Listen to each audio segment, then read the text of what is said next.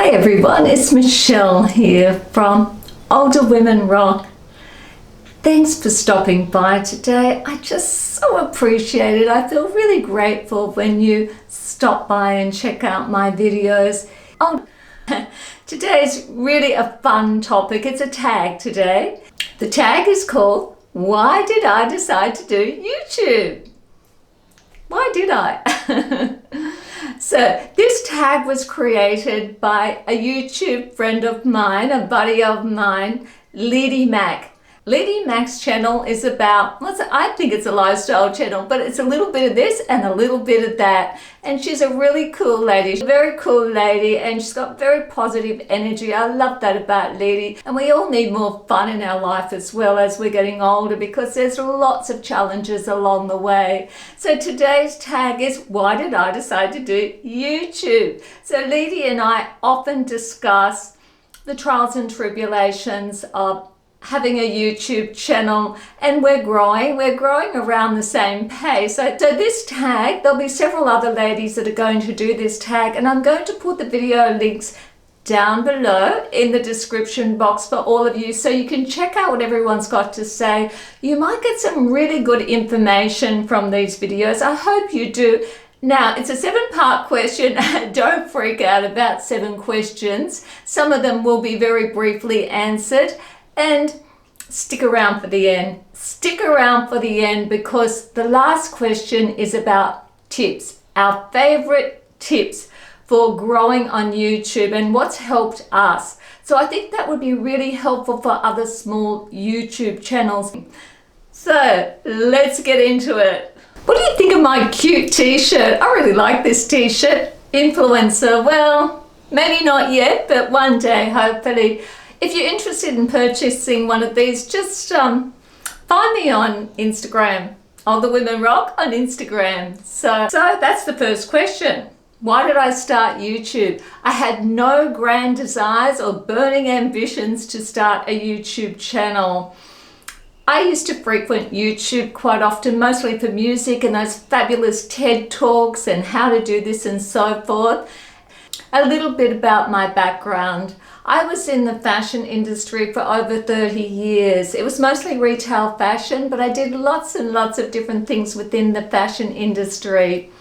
I manufactured, I imported, I designed, I wholesaled, label. I also had a swimwear label for a short time as well.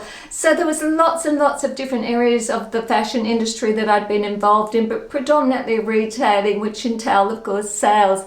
And I loved it. I loved most aspects of what I did with the fashion industry, and I definitely enjoyed sales. I really did enjoy the interaction with people within the industry and customers as well.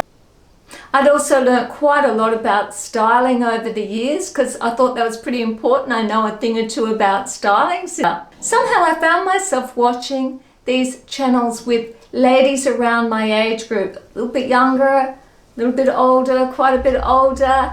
I was so inspired. I couldn't believe it. I thought, this is all going on. This whole world is going on. And for some reason, I didn't know about it.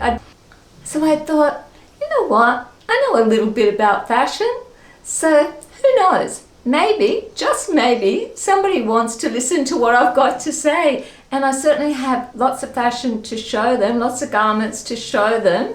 So I thought I'd give it a go. I'd never made a video like that in my life. I'd only made little fun videos. So I had no idea how to make videos, so I started on my phone. So part of that question was, what were your motivations and your inspirations? Well, it was the women on YouTube. The women on YouTube, many different channels, and not just about fashion and beauty.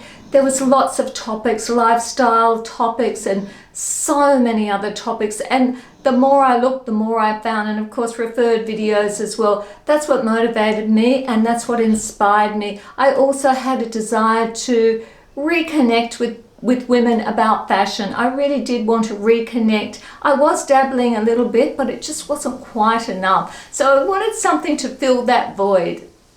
Question 2, did you do any research, any practice, any preparation? Well, no, and no. In a nutshell, No, I did not. Question 3, did you have a game plan from the get-go? Once again, no. And part of that question is, did you know what you wanted to talk about and be about? Well, probably yes. Probably I did realize that because it's what I knew. I can be a big believer in sticking to what you know. And it's something I wanted to talk about and enjoy. So in a way, yes, I did know what I wanted to talk about and what I wanted to be about. I consider my channel to be a combination of informative and entertainment. I think it's both. I hope it's both. I didn't want to be strictly informative. And question 4, what have you found to be some unexpected challenges? Oh my goodness. There's quite a few. There's quite a few challenges starting a YouTube channel. The first one for me would be the work. It's hard work. It really is hard work. I'd set up many retail stores in my life and different fashion endeavors, but YouTube is hard work and I didn't expect that. It takes quite a bit of time, quite a lot of thought and hard work. I did not expect that. Another challenge for me personally would be editing the videos, learning how to make videos and editing videos, learning the basics. I'm really at the beginning, at the very, very beginning. And I did get off my phone eventually. I use it sometimes, but I invested in a camera more than I ever thought I would spend in a camera. I have a beautiful Sony A7. I knew a little bit about the basics of Adobe Photoshop through having photography as a hobby. And it takes a fair while and a lot of practice to learn a lot of new tricks and all the things you can do with video editing. I'm actually proud that I've mastered the basics because I'm not very techie minded. I'm not that kind of person. I know it can be incredibly creative, but it wasn't my choice of creativity. So that's been an absolute huge challenge for me. The other part of that question was unexpected rewards. I'd have to say, for me, the unexpected rewards, and I honestly had no idea that this was going to happen, was making friends on YouTube, belonging to a community on YouTube. It's a great feeling, and I've made friends and acquaintances already. So I find that a huge reward. I did not expect that, and it's wonderful to feel people helping each other out. I found that so rewarding. The other reward for me is I'm learning a whole new skill. I love learning. To be learning a new skill like this over 60, well, I didn't think I would be. There's so much to learn. Question 5 is, have you ever experienced self-doubt? Absolutely. Of course I've experienced self-doubt. I sort of coast along and then it comes back again. Am I too this? Am I too that? Not enough this, not enough that. I was kind of a little bit concerned that my voice wasn't monotone enough. That might sound unusual, but I thought perhaps it was best to have a monotone voice. I've never had a monotone voice, and I kept trying to rein it in and control it and sort of be a little bit more calm, because sometimes I think that I have a bit of a, excitable personality, but that's me, I do get excited. I really do. And everyone said be yourself. So I thought, well, I'm not going to try and have a monotone voice anymore because I don't have one. And in fact, the voice coach said that's probably not the best way to go. So I thought, great, this is great. There's been so many other self-doubts. Oh, look, there's been many other self-doubts. I'm getting older, and mature women have enough self-doubts as it is. We worry about our wrinkles, and sometimes you look at the video and you go, what was happening with my hair that day? An introvert. Many people on YouTube are introverts. I'm not painfully shy, but I am an introvert. And at times I have been a little bit of a perfectionist. So of course, with that combination, self-doubt will creep in. But I think self-doubt's a good thing. I think it's actually a good thing, and that way we can learn. I think we learn from self-doubt as long as we're not paralyzed by self-doubt. Is YouTube for you a hobby, just for fun, or do you plan to make money at some point with your YouTube channel? Well, originally for me it was just for fun, absolutely just for fun, and it's still fun. Then it became a hobby, and I suppose it's still a hobby, but I'm at the crossroads. I'm definitely at the crossroads. I think that I do want to make some money from YouTube. I've done my hard yards in a way. I've got a long way to go, but I think at some point I would really like to make just even a little bit of money. When I was in business, to work hard and spend a lot of time on something and to put your own money into something, your own finances into an endeavor without any financial reward coming back didn't make good business sense. When I was in business, it made absolutely not very good business sense, and I wouldn't have done it. This is different. YouTube is different. I don't expect a lot, but it would be nice at some point. And for me, what will that be? That's part of the question.